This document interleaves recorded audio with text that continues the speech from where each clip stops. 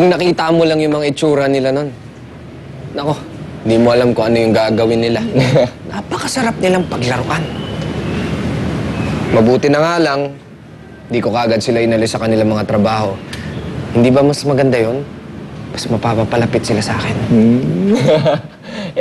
Si Myla, Sir Nicolas. Ano namang plano mo sa kanya? Paano mo naman ipaghihiganti yung sakit na nagawa niya sa'yo? Paano mo siya parurusahan? Hindi ka makapagsalita, no? Ibig sabihin, mahal na mahal mo pa rin siya. Sa kabila ng lahat ng nangyari, mahal na mahal mo pa rin si Myla.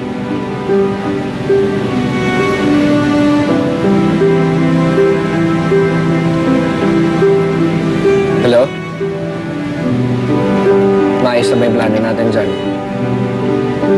O sige, papunta na ako.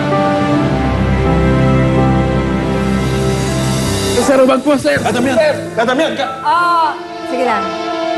Ayos lang. Sige po. Damian!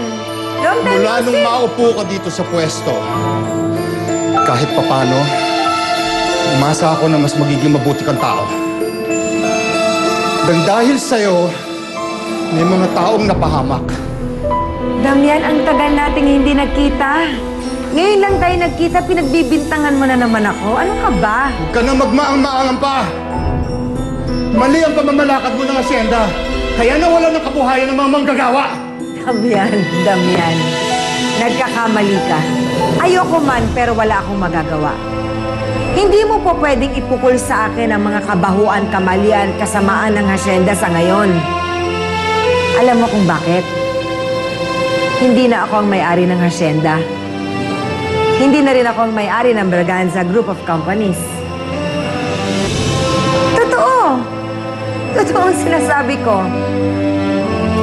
Pati yung mga union, hindi ko kontrolado yan. Para sabihin ko sa'yo, yung bagong may-ari, kating-kate na ipabuwag ang union mo.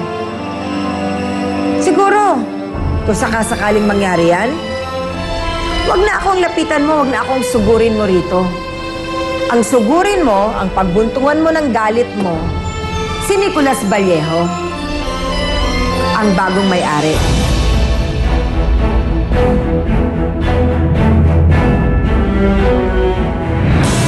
Bongga talaga yung secret admirer mo, no? Sino kaya yun? Alam mo, hindi ko na para alamin kung sino yun eh. Tsaka hindi na importante yun. Ganda. Ikakasal na ako eh, di ba? Eh, paano kaya kung si Gardo yung nagbigay sa'yo ng mga to, di ba? Di ba ito yung nakadrawing doon sa card sa mga nagpadala sa'yo ng bulaklak ng secret admirer mo, di ba? Saan ka pupunta? I'm moving out to the guest room. Let's move together to the guest room na. Hindi. Ako lang mag-isa. Meron ka bang katibayan na binigyan mo ko ng ganyang kalaking halaga para mo ko singilin? Wala man akong katibayan na pinautang kita ng ganong kalaking halaga. Meron naman akong katibayan na meron tayong pinagsamahan mga kawalangyaan. Palagay ko, kailangan mo nang gawin ang matagal mo nang gustong gawin sa lalaking yan. Itumba mo na. Kasakali mo, sir! Walang kinalaman ng mga manggagawa dito. Bakit pati sila dinamay mo? Hindi ko naman ginusto na pumatay ng kahit na sino itay. Maliban sa mga Braganza. Sa kang Braganza! Ikaw ang panganay na anak ni Armando! Kahapon mo'y wakas na